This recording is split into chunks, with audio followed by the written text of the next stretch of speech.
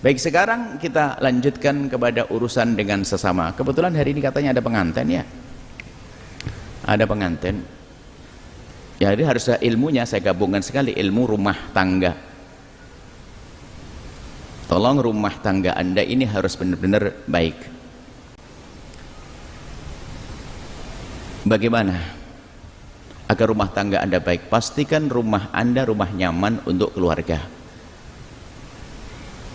Tidak boleh ada caci maki, tidak boleh ada olok-olokan di rumah Anda.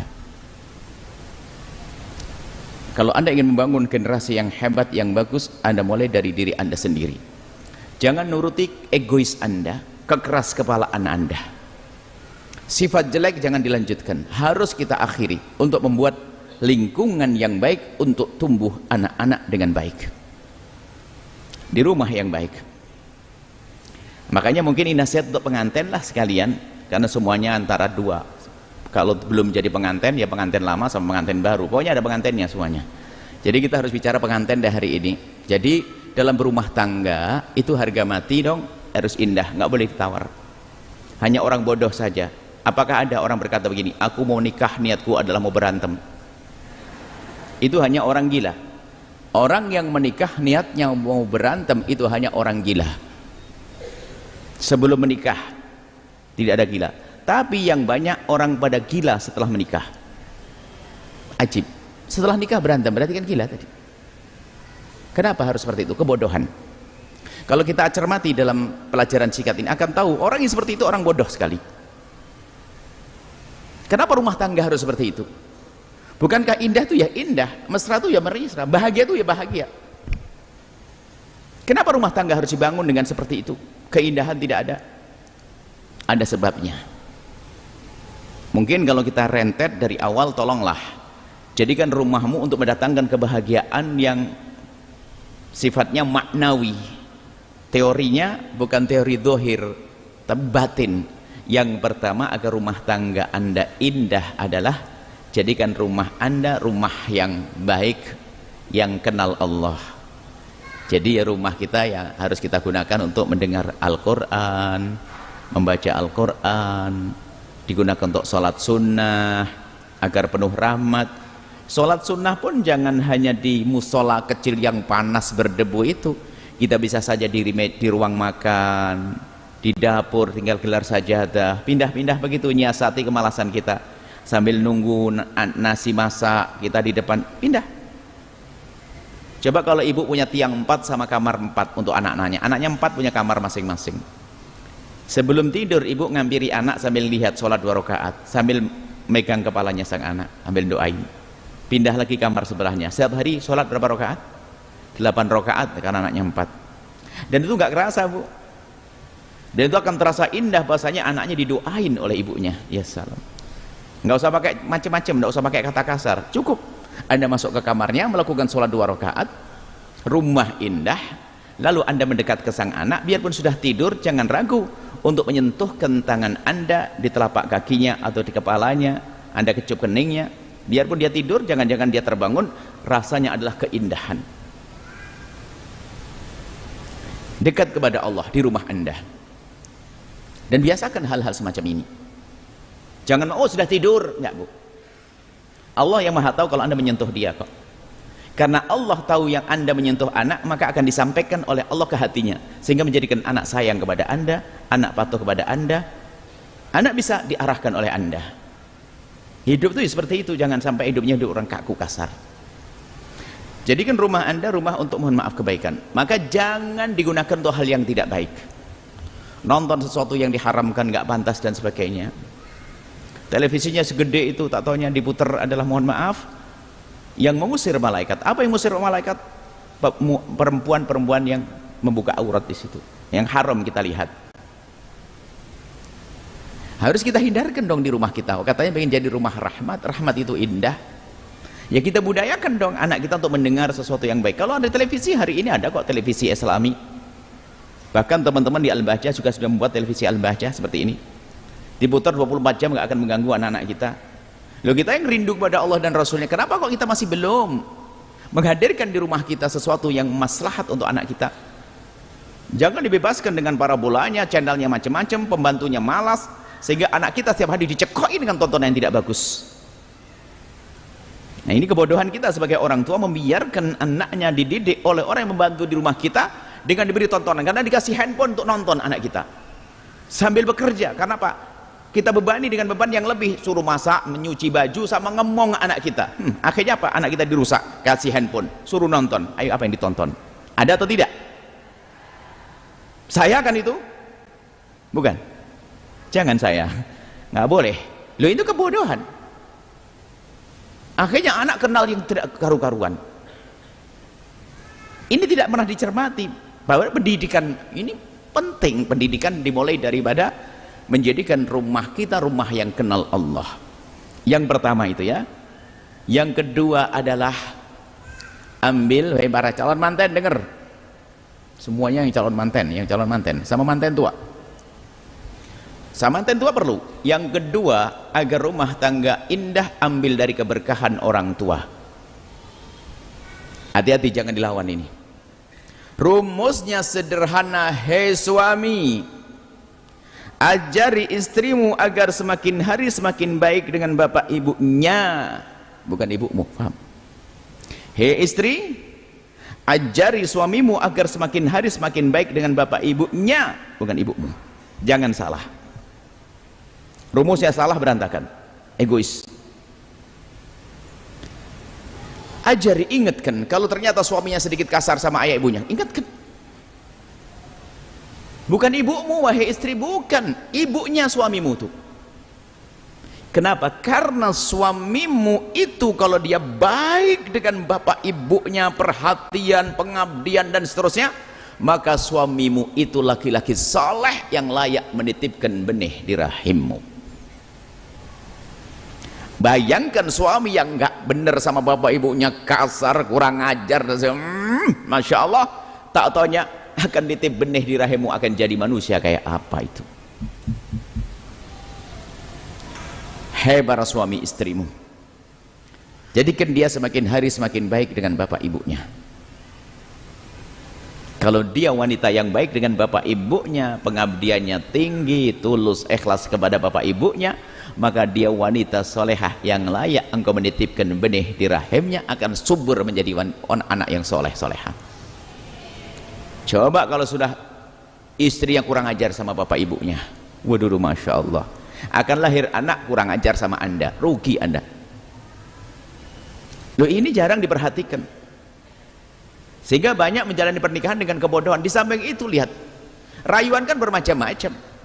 Ada rayuan gombal beneran, bulan madu di atas awan, gombal bukan? Ada rayuan yang dahsyat tanpa disadari, tapi rayuan sebetulnya. Rayuan itu bagaimana pasangan kita semakin terpesona dengan kita. Kalau kebalikan dari ini sebenarnya mengikis cinta tanpa disadari. Banyak perempuan bodoh, laki-laki bodoh, cintanya dikikis dengan perbuatannya. Contoh begini, seorang suami diajak oleh istrinya, abang anterin dong ke toko, supermarket, mau belanja, ke pasar. Ya dek. Sang suami nemeni istrinya belanja di supermarket, anggap saja toko gitu saja.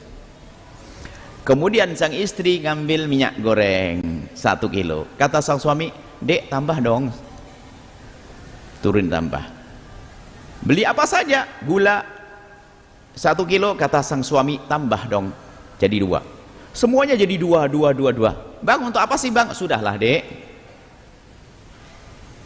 Betul, akhirnya biasa, adik sang istri ngikuti saja. Setelah itu suaminya bayari, bawa pulang. Sampai pulang ke rumah, sang istri merapikan belanjaannya. Yang belanjaannya sendiri tadi ya ditata. Terus, bang, ini yang ini gimana, mau diapain ini? Dibungkus sayang.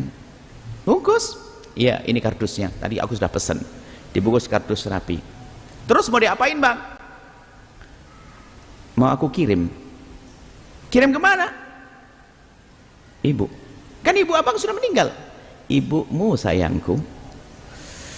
Ayo, apa tidak jatuh cinta istri begitu? Tak tahu, ya Allah, suamiku ingat ibuku, aku saya tidak ingat. Ini pantulan cinta yang dahsyat, yang jarang dihadirkan kecuali oleh orang-orang cerdas. Bayangkan seorang istri dikasih oleh suaminya uang pas-pasan, ternyata tetap disisihkan, dikumpulkan untuk mertuanya abang. Tolong ini kirim untuk ibu. Ibu siapa? Ibunya abang. Allah. Nggak bisa berkata-kata sang suami, istriku mikirin ibuku. Hari ini ada suaminya transfer, istrinya cemberut 1 bulan. Oh, itu jin pakai kerudung. Nggak tahu ketemu di mana perempuan semacam itu. Ada lagi suami kalau istrinya lagi kirim duit ke bapak ibunya langsung marah-marah. Ini kejadian di alam nyata. Seorang ibu-ibu suatu kita ngadep kepada kami, cerita, Buya, alhamdulillah saya sudah jadi PNS. Ya, alhamdulillah. Maksudnya Bu gimana? Berarti saya punya gaji yang cukup. Ya, alhamdulillah. Suami ada suami ngasih nafkah, ngasih, alhamdulillah. Cuman ini Buya saya mau tanya, kan saya punya gaji, apa boleh Buya saya ngasih gaji, sebagian gaji saya berikan kepada ibu saya yang jualan di pasar? Ibu saya orang fakir, ibu saya. Kami tanya, itu duit siapa Bu yang ibu kasihkan? Duit saya sendiri. Kalau duitnya ibu mau ibu kasihkan ke siapa saja boleh, apalagi kepada ibunya. Langsung dia, alhamdulillah. Boleh ya? Boleh Bu, cuman saya mau tanya, tadi ngomong bolehkah saya ngasih ke ibu tanpa sepengetahuan suami? Ini ada tambahannya. Duit sama Bu? Duit saya sendiri Buya. Kalau duit suami nggak boleh, harus izin. Duit saya Buya. Ya sudah, kalau duitmu boleh kau bagikan ke siapa saja. Alhamdulillah, kata sang ibu tersebut. Iya Bu, cuman saya mau tanya Bu, boleh nggak? Tanya apa Buya? Kenapa kalau ibu ngasih ke ibumu sendiri kok sampai nggak ketahuan sama suami? Dia sambil mengangkat dadanya berkata, Buya pernah ketahuan sama suami saya marah. Dalam hati saya, sepertinya suami itu iblis pakai kopiah. Kasihan benar kamu punya suami kayak begitu tuh. Kok ada suami semacam itu? Mestinya mendukung istrinya, ingin berbuat baik kepada keluarganya. Ada juga seorang istri, lihat kalau suaminya transfer duit kepada ibunya langsung Masya Allah. Ada ini kejadian juga, seorang laki-laki ngadep kepada kami dan berkata, Buya kan selalu ngajari kompak, ngedidik anak kompak. Cuman ada satu hal saya tidak kompak Buya. Apa itu? Saya punya ibu, ayah saya meninggal. Otomatis saya jadi tulang punggung. Saya punya adik perempuan dan yang paling sukses saya, pengusaha AC begitu dia. Sampai cerita ini saya minta izin saya ceritakan, asalkan tidak sebut namanya boleh. Oke. Terus kemudian saya itu setiap bulan bantu kepada ibu saya tanpa izin, tidak kompak dengan istri saya. Gimana Buya kayak begitu tuh? Ya kami tanya, karena suami pertanyaannya beda. Istrimu sudah kau kasih nafkah? Kan begitu. Kalau perempuan tidak usah tanya itu. Sudah Buya, saya kasih motor, kasih mobil, kulkas, lengkap. Oke. Selagi istrimu sudah kau cukupi, kamu boleh bagikan uang ke siapa saja. Boleh Buya. Tapi kan nggak kompak. Ya yang penting boleh dulu. Nggak apa-apa Buya. Sebentar. Ya boleh, cuman saya mau tanya, memangnya kenapa kalau ketahuan istri? Aduh Buya, sambil nengok anaknya. Pernah ketahuan sekali Buya cemberutnya sebulan. Oh, wewe gombel pakai kerudung. Kok ada perempuan begitu? Nemu di mana kamu dalam hati saya? Di tong sampah. Kalau nikah dengan perempuan tuh yang bener, jangan asal ketemu di Facebook dinikahin. Kok ada perempuan semacam itu lah? Sebetulnya cinta itu akan keropos di saat istriku tidak perhatian sama ibuku, keropos. Tapi sebaliknya, ya jadi seperti perempuan itu, perempuan lihat suaminya, abang kirim transfer ke ibu ya, ibunya abang. Suaminya ketakutan. Iya dek, abang transfer berapa? 3 juta. Apa? 3 juta? Iya. Abang cuma 3 juta. Coba ngomong saya tambah 3 juta. Waduh, baru bener ini. Kirain marah. Ya Allah, istriku kirain marah. Iya bang, kalau transfer tolong dong abang kasih tahu saya biar saya tambah dong. Allah, tambah cinta. Duh, ini adalah siasat loh, siasat cinta. Kan rumusnya begini, semakin kau baiki orang yang dicintai oleh orang yang kau cintai, maka orang yang kau cintai akan semakin mencintaimu. Semakin anda baik dengan mertua anda, yang jatuh cinta adalah pasangan anda. Itu gak bisa dipungkiri. Ada tidak tahu public figure siapa? Ada Buya, ada satu public figure ini telah betul-betul mengucapkan begini, hati-hati ya, kalau punya suami semakin baik dengan bapak ibunya, hati-hati. Wah ini iblis, lihat saja rumah tangganya bakal hancur suatu ketika nanti. Kok ada ngeracuni begitu? Suaminya baik sama bapak ibunya kok malah bingung. harus senang, didukung. Di balik itu ternyata keberkahan, dan ini yang sering dilupakan. Anda harus sering mengingatkan pasangan Anda untuk dekat kepada orang tuanya, dengan saudara-saudaranya. Ada suatu ketika orang kaya sudah cukup, kalau sudah mertuanya datang protesnya, Pak, nginep di hotel.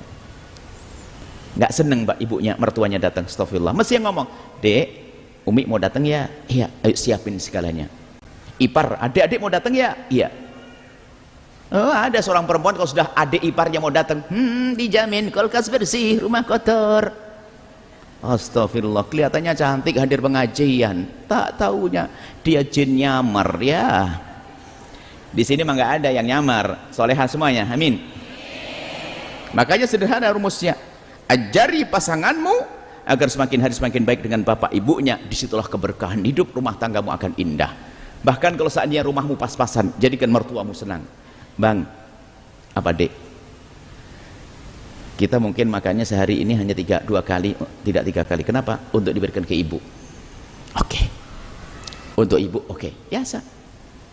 Bahkan mengalah, lihat Allah Maha Tahu dan Allah Maha Kuasa. Kurang lebihnya seperti itu. Jadi kepada Allah, kepada orang tua, dan kepada saudara. Ini adalah di antara yang harus kita hadirkan dalam kehidupan kita. Tolonglah.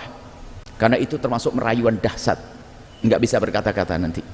Pasanganmu akan semakin jatuh cinta dengan kebaikan yang engkau berikan kepada orang yang dicintai oleh suamimu. Suamimu pasti cinta ibunya, tapi diam-diam ini ada kebodohan. Cuman nggak enak saja. Suami, istrinya paling jahat sama ibu mertuanya. Itu hanya bertahan beberapa tahun saja, tapi sang suami itu selalu berdiskusi dengan hatinya. Kok gitu ya? Ibuku yang melahirkan begituin ya. Apalagi masih cinta, sayangku, kurang ajar kau. Ibuku saja kau gitu kan. Hilang, kropos itu cinta. Seyakin-yakinnya akan kropos. Kenapa? Ibunya yang melahirkannya. Termasuk dalam pernikahan, sebelum menikah pun juga harus dengan kecerdasan. Kan pernah ada orang demi cinta, kan begitu ya? Ini adalah nanti ada pendidikan khusus lagi. Misalnya ada seorang perempuan atau laki-laki mau menikah, orang tuanya nggak setuju. Bang, yang pentingkan kita. Orang tua nggak penting, yang pentingkan kita demi cinta. Seorang laki-laki ketemu dengan seorang perempuan, katanya sang perempuan itu apa? Abang sudah dapat izin dari ibu, abah ibu tidak mengizinkan. Ya sudah bang, nggak usah. Enggak, yang pentingkan kita yang menjalani. Sudah, nggak penting ayah ibu. Yang penting kita. Aku sudah sangat cinta kepadamu sayang. Ya. Kalau perempuan cerdas akan mikir begini. Ini bapak ibunya sudah ngerawat dari kecil aja dibuang, apalagi saya. Nggak mau deh, batal bang. Kau kurang ajar sama bapak ibu. Kan cerdas begitu berpikir. Bapak ibunya yang ngerawat saja ditinggal, dibuang, apalagi ini calonnya ini yang baru ketemu 2 bulan. Cuman hari ini orang sering buta, cintanya cinta buta. Anda tahu cinta buta, makanya sekarang kita lagi mengadakan diklat cinta di beberapa tempat yang disenangi anak muda juga, agar mengerti bagaimana cara bercinta, siapa yang harus cintai supaya tidak salah dalam bercinta. Ini bahaya. Sebab kalau anda sih benar semua insya Allah. Kalau orang salah makan itu cuman sakit perut, tapi kalau salah mencintai itu sakit seumur hidup. Perut. Anda cinta pada seorang tapi dia nggak peduli dengan Anda, menyakitkan, Masya Allah. Ada namanya cinta buta, nggak pakai kriteria. Cinta buta, tahu nggak cinta buta? Gula Jawa rasa coklat. Itu orang Jawa Barat, orang Jawa Timur serem lagi. Ada seorang penyanyi itu mengatakan titik-titik kucing rasa coklat, serem. Kemudian dunia seluas daun kelor, kok bisa? Bukan itu butanya buta bener, di hanya aku dengan dia, kalau tidak dengan dia mending nggak usah menikah. Salah. Alamat sengsara anak-anak begitu. Kalau menikah dengan kecerdasan, ini termasuk ketukan-ketukan yang kami hadirkan untuk yang muda-muda, yang jomblo-jomblo. Kami akan buat diklat cinta di beberapa kota besar. Hadiri Anda diklat cinta, bagaimana menumbuhkan cinta, dan siapa yang harus aku cintai, bagaimana melangkah menuju cinta, itu ada. Sederhananya begini loh ya. Hei jomblo, angkat tangan. Didoain loh, cepat nikah habis ini. Wah, jadi banyak doa. Pengen nikah aja malu-malu. Giliran mau didoain langsung angkat tangan. Amin. Insyaallah. Sudah amin, sudah cukup nanti. Ini ada ilmunya, ilmu mencari pasangan tuh ada.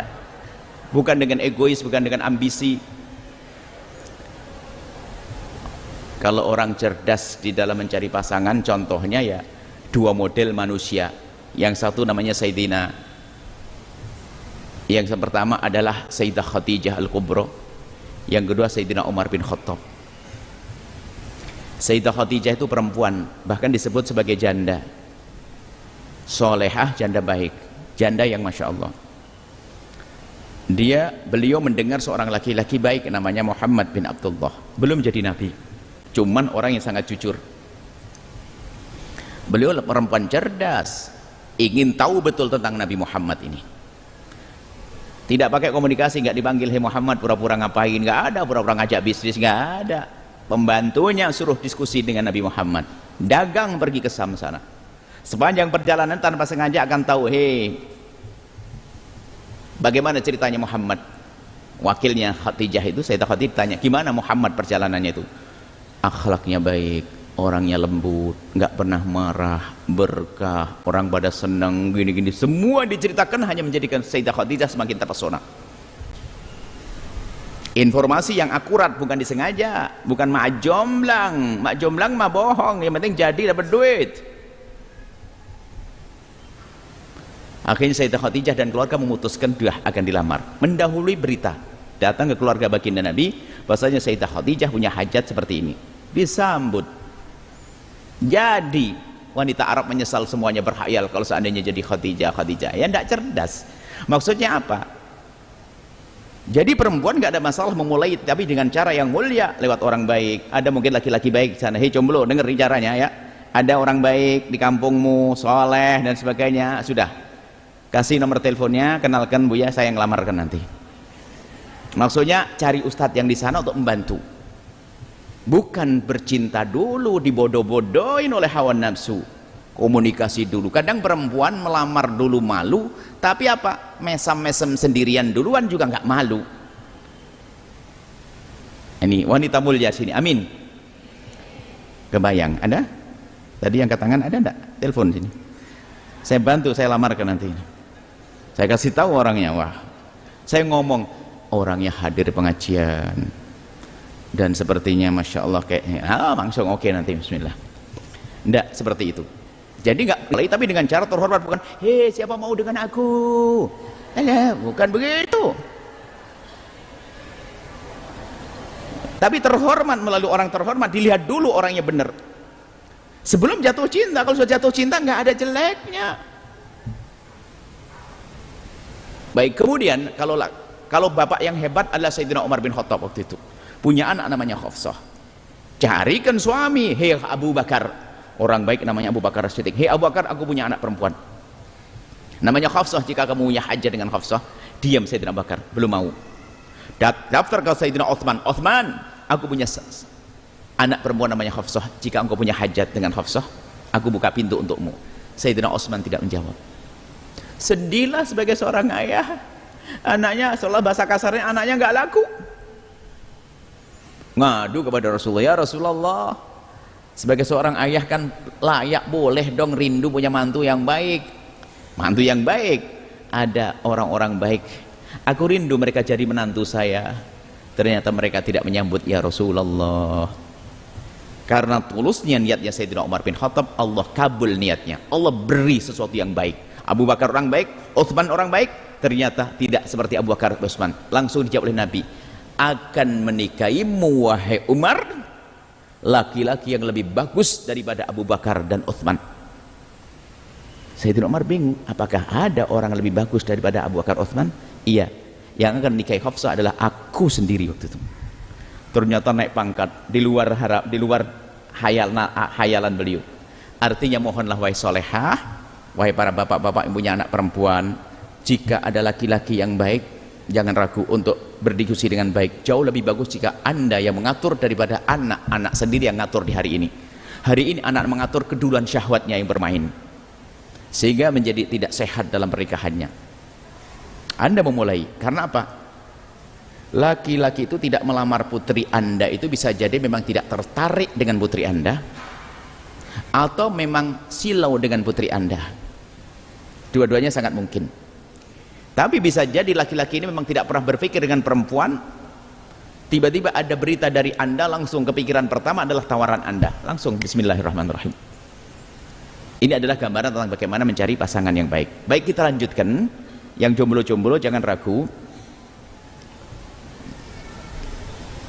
Yang susah itu adalah nikah dengan ambisinya. Semoga ini perempuan-perempuan ini pada sukses. Tapi hati-hati, perempuan sukses itu godaannya gede. Kalau sudah perempuan mulai sukses itu biasanya ada muncul satu sifat. Dan bukan anda solehah semuanya. Cari pasangan jadi susah. Kenapa? Khayalannya macam-macam. Kalau saya begini, suami saya harus lebih begini. Sehingga menjadi mempersempit calon pilihan. Sebelum menikah juga susah. Karena apa? Saya punya begini. Sehingga orang datang, wah ekonominya di bawah saya, enggak mau. Pendidikan di bawah saya, enggak mau. Ini di bawah saya, enggak mau. Bayangin saja, apalagi di samping dia sukses karirnya. Anggap saja seorang perempuan dokter spesialis apa? Umurnya sudah 37, sama nyekli spesialis kan panjang, 37. Kemudian hayalannya, suami saya harus paling tidak spesialis seperti saya. Kira-kira berapa orang yang umur 37 yang belum nikah? Nggak ada pilihannya kan, nggak ada calonnya. Sementara kalau prinsipnya yang penting laki-laki soleh, baik, bisa memuliakan wanita, kerjaannya apapun, dia harus dokter, tidak harus lebih kaya dari aku, lebih luas pilihannya. Sehingga mohon maaf kami ingatkan, banyak perempuan menjadi susah mencari pasangan pada akhirnya di saat dia menikah dengan ambisinya. Ambisinya, saya harus dapat suami begini. Sementara dia tidak perlu dengan itu-itu. Misalnya kriteria itu ada 5, dia butuh 5, ada orang butuh 4, ada orang butuh 2, ada orang butuh 1. Kalau butuh 1 jangan nyari 5. Anggap saja begini, saya sudah punya rizki, anggap saja, mohon maaf ini kisah janda barangkali, saya punya rizki, saya sudah punya anak, saya yang perlu laki-laki yang menemaniku ibadah. Tidak usah bicara tentang ekonomi, yang soleh, yang baik, maka tidak akan berpikir tentang anak dan sebagainya. Ada yang saya perlu keturunan dan sebagainya, Anda boleh berpikir itu. Akan tapi karena perempuan itu sudah punya kesuksesan, seharusnya kesuksesannya menjadikan dia semakin bahagia, tapi banyak perempuan justru dengan suksesnya menjadikan dia sengsara. Jadilah Anda sukses bahagia, amin. Termasuk di saat suami istri,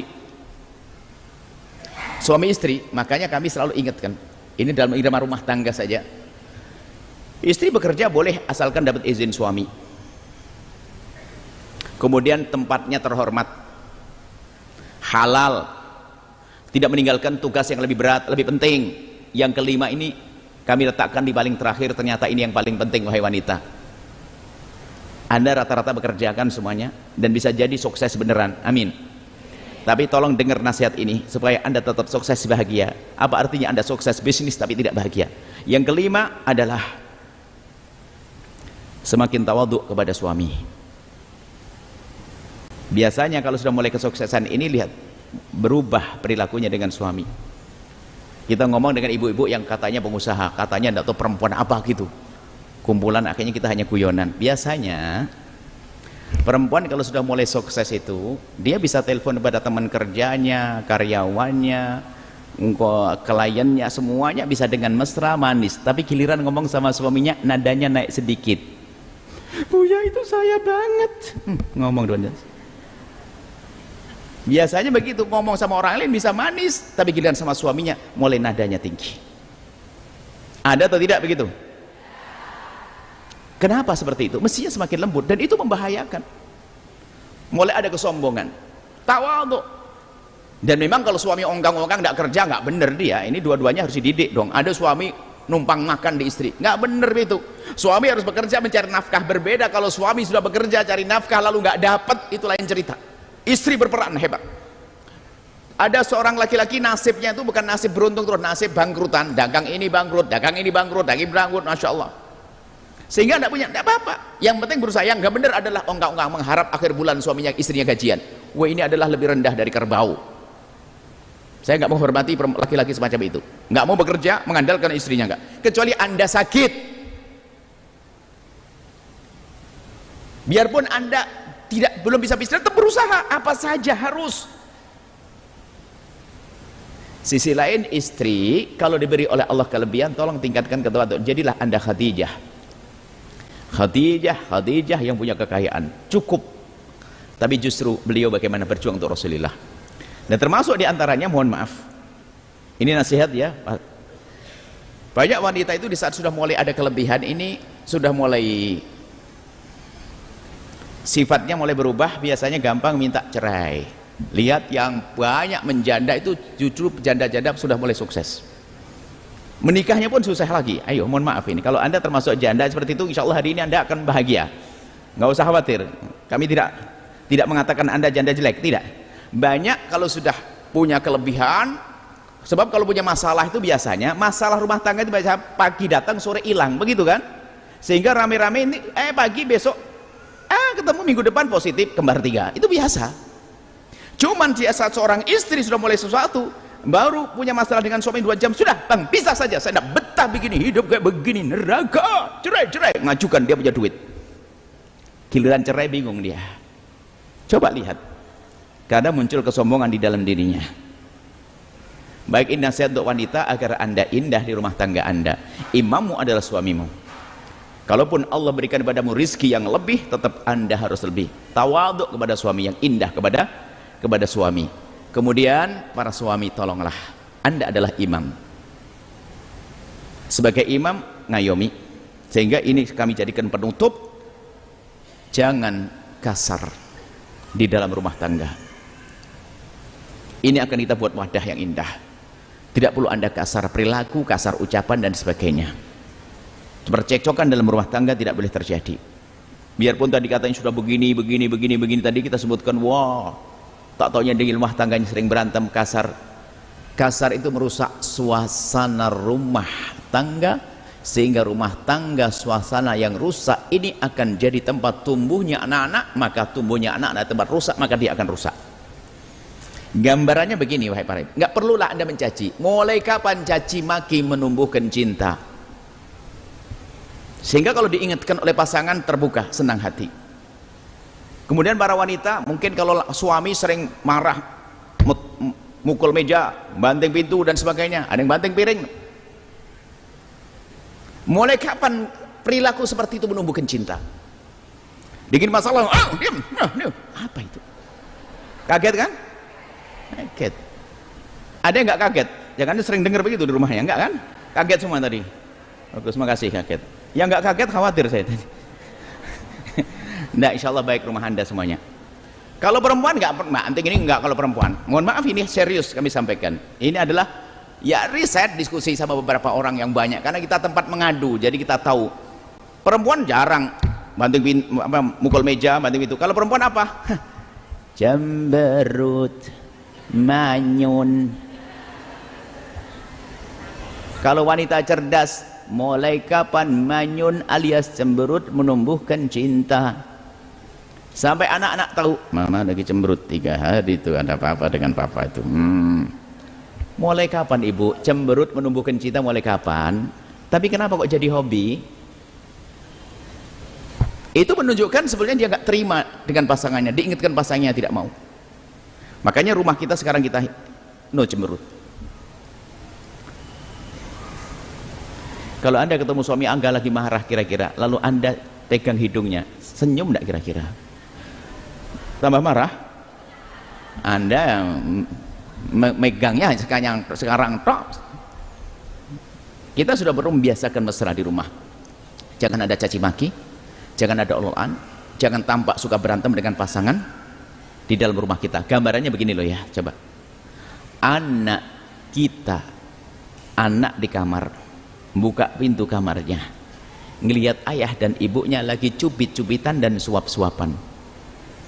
Sang anak balik lagi ke kamar, pejam mata. Oh, itulah hidup. Yang ada tambah kagum kepada ayahnya, tambah kagum kepada ibunya. Kekaguman yang ada di dalam hatinya ini adalah dasar untuk jadi anak yang mudah dididik. Akan tumbuh cinta kepada ibunya, tumbuh cinta kepada ayahnya. Lalu rumah tangga yang tenang. Kenapa? Contohnya indah. Tapi di rumah sebelahnya, anak buka pintu kamarnya, ngelihat sang ayah ibu berantem, langsung anak sambil nutup itu, lanjutin sampai pagi, ayo. Sudah nek dengan orang tuanya.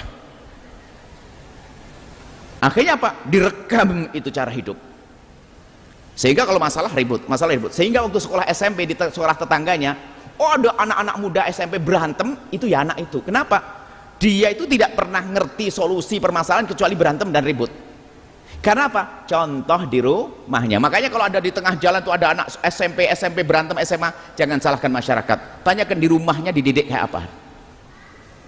Sebab dia yang namanya hidup tentu ada masalah. Cuman karena waktu dia punya masalah dengan temennya, contohnya ngomong kasar juga dibalas kasar, berantem. Ini waktu sekolah, waktu menikah. Pasangannya kan manusia biasa. Di saat menemukan sesuatu pada pasangannya langsung marah dan ribut kayak bapaknya. Contoh yang jelek. Terus generasi-generasi selanjutnya akan muncul budaya-budaya yang tidak baik. Maka inilah, insya Allah ini silsilah keindahan rumah tangga akan kami hadirkan di tahun ini sampai semuanya mesra, semuanya indah, semuanya tidak ada caci maki, tidak ada olok-olokan, tidak ada ngomong kasar, yang ada hanya sanjungan di dalam rumah. Ini saja, wallahu a'lam bissawab.